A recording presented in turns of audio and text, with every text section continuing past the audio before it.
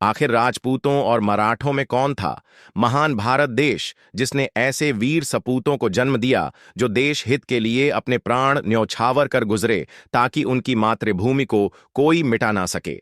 ऐसे वीर सपूत जिनके कुल आज भी भारत की शान माने जाते हैं। मैं बात कर रहा हूं राजपूत और मराठों की, जिनके कुल ने शुरू से ही इस मातृभूमि की रक्षा की और मातृभूमि की सेवा उनका परम कर्तव्य बन गया। अब आप में से बहुत से लोग होंगे जिन्हें राजपूत राजाओं द्वारा किए गए कार्य पसंद होंगे, तो कुछ ऐसे होंगे जिन्हें मराठाओं द्वारा किए गए कार्य, और शायद हो सकता है कि आपके मन में यह सवाल कभी ना कभी जरूर आया होगा कि राजपूत और मराठा की अगर तुलना की जाए तो किसे सबसे महान माना जाएगा। वैसे राजपूतों और मराठाओं की तुलना करना बेवकूफी होगी, लेकिन इन दोनों की तुलना के आधार पर शायद आप दोनों पक्षों को बेहतर ढंग से समझ पाएं। राजपूतों और मराठों की तुलना करें तो यह दोनों ही अपने द्वार और कार्यक्ष क्षेत्र में महान थे। इन दोनों में बहुत बड़ा अंतर माना जाता है। तो चलिए आज की इस वीडियो में हम जानते हैं कि आखिर राजपूतों और मराठों में कौन ज्यादा महान था। जानकारी देने से पहले आपको बता दूं कि हमारा उद्देश्य किसी की भावनाओं को आहत करना नहीं है। हम सिर्फ राजपूतों और मराठों द्वारा किए गए कार्य को समझाना चाहते हैं। याद रहे, इन दोनों पक्षों के बलिदान से ही हमारा देश भारत बना है। राजपूत, सबसे पहले राजपूतों के बारे में जान लेते हैं। एक अकेला राजपूत एक शेर की तरह माना जाता है। क्षत्रिय धर्म का पालन करने वाले और कमजोरों और निर्बलों पर कभी भी आक्रमण न करने वाले, देश और मातृभूमि को अपने प्राणों से ज्यादा चाहने वाले राजपूत कहलाते हैं। यदि कोई शत्रु किसी राजपूत से क्षमा मांग ले तो वह आसानी से उसे क्षमा कर देते थे। हमारा इतिहास कहता है कि एक भी राजपूत ने युद्ध के मैदान में कभी भी छल का प्रयोग नहीं किया। वह केवल हाथ से हाथ मिलाने में विश्वास रखते थे, यह जानते हुए भी कि यह उसका आखिरी युद्ध होगा। एक राजपूत अकेले अपने दम पर हजारों लोगों से लड़ने को तैयार रहता था। युद्ध में पीठ दिखाकर भागना तो राजपूतों ने कभी सीखा ही नहीं। वह सीने में छुरा घोंपकर मारना और मरना पसंद करते थे।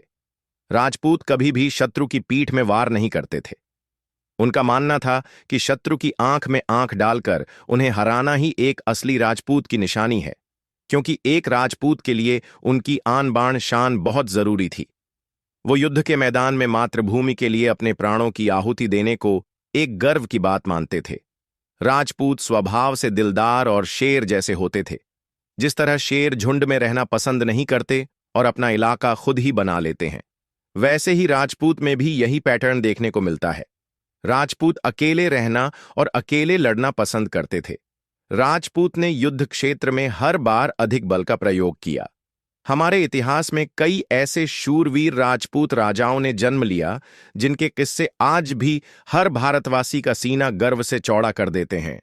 महान राजपूत राजा अब बात करते हैं युद्ध के मैदान में राजपूत राजाओं के कुछ हैरतअंगेज कारनामों के बारे में। कहते हैं राजपूतों ने 600 सालों तक क्षत्रिय धर्म का पालन करते हुए 600 वर्षों से भी अधिक तक इस्लामी आक्रमणकारियों को भारत में प्रवेश नहीं करने दिया। इनमें सबसे पहला नाम है राजपूत बप्पा रावल का, जिन्होंने इस्लामी आक्रमणकारियों को पराजित करके उन्हीं के इस्लामिक देश में प्रवेश किया और वहां अपना झंडा फहराया। बप्पा रावल मेवाड़ के संस्थापक थे, जिन्हें कालभोज भी कहा जाता है। मेवाड़ के इसी राजवंश से सिसोदिया वंश का उदय माना जाता है, जिनमें आगे चलकर महान राजा राणा कुंभा, राणा सांगा और महाराणा प्रताप जैसे शूरवीर राजाओं ने जन्म लिया। शूरवीर राजपूत राजाओं में से एक थे राणा कुंभा, जिन्होंने अपने जीवन काल में एक भी युद्ध नहीं हारा। राणा कुंभा ने महमूद खिलजी मांडू के सुल्तान के साथ साथ कई मुगलों को रणभूमि में सीधे तौर पर परास्त किया था। वहीं संग्राम सिंह के नाम से पहचाने जाने वाले राणा सांगा एक अनोखे राजा थे, जिनकी एक आंख, एक कान, एक हाथ और एक पैर न होने के बाद भी और उनके शरीर पर 80 घाव लगने के बाद भी वो 100 से अधिक युद्ध लड़े। इन्होंने इब्राहिम लोदी, सिकंदर लोदी मांडू के शासक, सुल्तान मोहम्मद और बाबर जैसे कई इस्लामिक जिहादियों को हराया। इन्हीं के कुल में आगे चलकर जन्मे महाराणा प्रताप। 80 किलो का भाला हो या भारी भरकम तलवार, 7 फीट 5 इंच के महाराणा प्रताप के लिए यह सब मामूली था। अपनी तलवार से दुश्मन समेत उसके घोड़े के 2 टुकड़े करने वाले महाराणा प्रताप को कौन नहीं जानता। महाराणा प्रताप का तो आतंक ऐसा था कि अकबर भी महाराणा प्रताप के सामने लड़ने से डरता था। हल्दी घाटी की लड़ाई महाराणा प्रताप द्वारा लड़ी गई कलिंग की दूसरी सबसे घातक लड़ाई मानी जाती है। आगे चलकर दिल्ली के सुल्तान भी एक राजपूत राजा बने। मोहम्मद गौरी को 17 बार हराने वाले पृथ्वीराज चौहान जब भी युद्ध करने की बात आती है तो राजपूतों को दुनिया में सबसे कुशल योद्धा के तौर पर देखा जाता है। अब आपके मन में एक सवाल हो सकता है कि इतना सब होने के बाद भी इस्लामिक आक्रमणकारी आखिर भारत में कैसे घुसे। तो इसका सीधा सा जवाब है कि राजपूत कभी एक नहीं रहे, घर का भेदी लंका डाहे।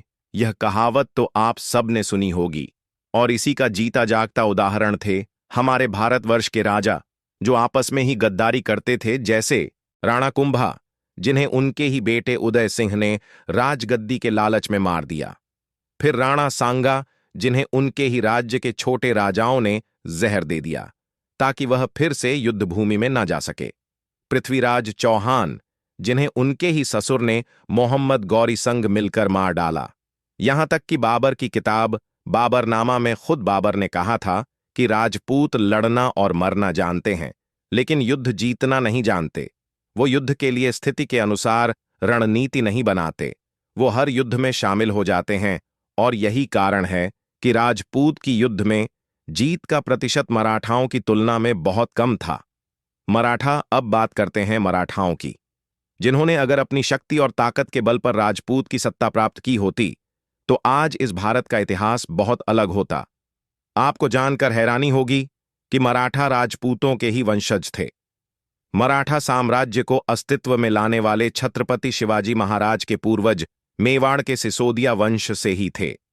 14वीं शताब्दी में सज्जन सिंह नामक व्यक्ति अलाउद्दीन खिलजी के आक्रमण के समय मेवाड़ से निकलकर महाराष्ट्र में आए और इन्होंने मराठा साम्राज्य की नींव रखी। कहते हैं कि मराठा साम्राज्य आधुनिक भारत का एक आरंभिक साम्राज्य था जो कि 17वीं शताब्दी में छत्रपति शिवाजी महाराज के नेतृत्व में उभरा। 18वीं शताब्दी में इसने भारतीय उपमहाद्वीप के अधिकांश भाग पर अपना प्रभुत्व जमा लिया था। दरअसल मराठा पश्चिमी दक्कन पठार से एक मराठी भाषी योद्धा के समूह माने जाते हैं। वह हिंदवी स्वराज की स्थापना के उद्देश्य से उभरे थे। कहते हैं एक मराठा से ज्यादा युद्ध भूमि में उसकी तलवार बोलती थी। मराठा अच्छी तरह से जानते थे कि युद्ध कैसे करना है और युद्ध को कैसे जीतना है। तभी तो 9 लाख सैनिकों के साथ आया। औरंगजेब भी 27 वर्षों तक मराठाओं को परास्त नहीं कर सका। परिस्थिति के अनुसार रणनीति बनाना मराठाओं को बखूबी आता था। इन योद्धाओं की 33 जातियां थीं जिसमें राजपूत भी शामिल थे, लेकिन इनमें एक खास चीज थी और वो थी एकता। मराठा अक्सर रणनीति बनाकर समूहों में हमला करते थे। मराठाओं का युद्ध कौशल मुगलों के लिए एक काल साबित हुआ। छापामार और गोरिल्ला युद्ध इनकी सबसे बड़ी ताकत थी, जिसका मुकाबला कई दशकों तक मुगल सैनिक नहीं कर सके। मराठाओं के प्रमुख शिवाजी राजे इतने कौशल रणनीतिकार थे कि इनका मुकाबला करना खुद औरंगजेब के भी बस की बात नहीं थी। छत्रपति शिवाजी महाराज के 5 मंत्री थे जो उन्हें अक्सर सुझाव देते थे। उनके साथ 10 शीलेदार यानी कि सरदार थे, जिनके पास सैनिकों का एक एक समूह और जत्था था। साथ ही इनके पास गुप्तचरों का एक बहुत बड़ा नेटवर्क था, जिसका पता लगा पाना किसी के भी बस की बात नहीं थी। आप यह मान सकते हैं कि मराठा बहुत एडवांस थे, जिन्होंने अपने काल में कई सारे आधुनिक हथियारों का भी निर्माण किया था। महान मराठा राजा अब बात करते हैं महान मराठा राजाओं की। इनमें सबसे पहले हैं खुद छत्रपति शिवाजी महाराज, जिन्होंने 1627 से लेकर 1727 तक 1680 तक आदिलशाही वंश, औरंगजेब और मुगलों के खिलाफ विद्रोह करके एक राज्य बनाया। चाकन, कोंडाणा और पुरंदर के किलों पर कब्जा किया और मराठा साम्राज्य की राजधानी के लिए रायगढ़ किले का निर्माण करवाया। उन्हें भारतीय उपमहाद्वीप पर मुगल नियंत्रण को समाप्त करने का श्रेय भी दिया जाता है। साथ ही इन्हें फादर ऑफ नेवी भी कहा जाता है, जिनके पास नौसेना का बहुत बड़ा जत्था मौजूद था। इसके अलावा इन्होंने दक्षिण पूर्व में बीजापुर के मुस्लिम सुल्तानों से हिंदुओं को स्वतंत्र करवाया था। इनकी मृत्यु के बाद इनके पुत्र छत्रपति संभाजी महाराज राजा बने, जिन्होंने 1681 से लेकर 1690 तक मुगलों को परेशान किया। 120 से भी ज्यादा युद्ध लड़े, जिसमें से एक को भी नहीं हारे, और साथ ही इन्होंने पुर्तगालियों और मैसूर के चिक्कादेव राय को भी हराया। इसके बाद आए छत्रपति शाहूजी महाराज, जिन्होंने 707 से लेकर 1750 के बीच मराठा साम्राज्य का बहुत विस्तार किया, और इन्हें ही मराठा साम्राज्य के भीतर पेशवाओं का शासन स्थापित करने का प्रभारी माना जाता है। जिसके बाद पेशवा बालाजी विश्वनाथ अगले छत्रपति बने, जिन्हें मराठा साम्राज्य का दूसरा सह संस्थापक भी माना जाता है। इन्हीं के नेतृत्व में मराठा साम्राज्य का दक्कन के पठार से लेकर गंगा घाटी तक भारतीय उपमहाद्वीप के अधिकांश हिस्सों पर विस्तार हुआ।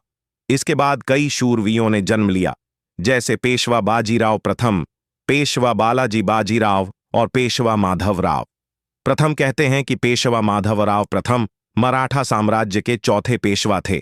वह पानीपत की तीसरी लड़ाई हारने के बाद मराठा पेशवा बने, लेकिन वह रुके नहीं और साम्राज्य का विस्तार करते रहे। लेकिन फिर अंग्रेजों द्वारा संपूर्ण भारत पर कब्जा होना शुरू हो गया। 1817 से लेकर 1818 में मराठाओं को अंग्रेजों ने पराजित कर दिया और साम्राज्य विघटित हो गया। तो दोस्तों, यही थे हमारे हिंदुस्तान के दो शूरवीर समूह, शूरवीर राजपूत और शक्तिशाली मराठा। वैसे तो यह दोनों ही अपने अपने क्षेत्रों में महान थे, जिन्होंने अपने अतुल्य बलिदान से हमारे भारतवर्ष को बचाए रखा। अन्यथा इस भारत से हिंदुओं का नामो निशान मिट चुका होता और शायद भारत एक इस्लामिक देश होता। वैसे आज एक बार फिर से समय आ गया है कि भारत की सभी जातियों और धर्म को एकजुट होकर भारत को एक महान राष्ट्र बनाने के लिए हाथ मिलाना चाहिए। हमें इतिहास में हुई गलतियों से सीख लेनी चाहिए और देश को एक करना चाहिए। वैसे मेरे हिसाब से तो राजपूत और मराठा दोनों ही महान थे, लेकिन अब आपके हिसाब से कौन सबसे बेहतर है, यह आप कमेंट बॉक्स में हमें जरूर बताइएगा। अगर आपको यह वीडियो अच्छी लगी है, यह वीडियो पसंद आई है, तो लाइक कीजिए, हमारे चैनल को सब्सक्राइब कीजिए और ज्यादा से ज्यादा शेयर भी कीजिए। तो मिलेंगे अगली बार एक नई खास वीडियो के साथ।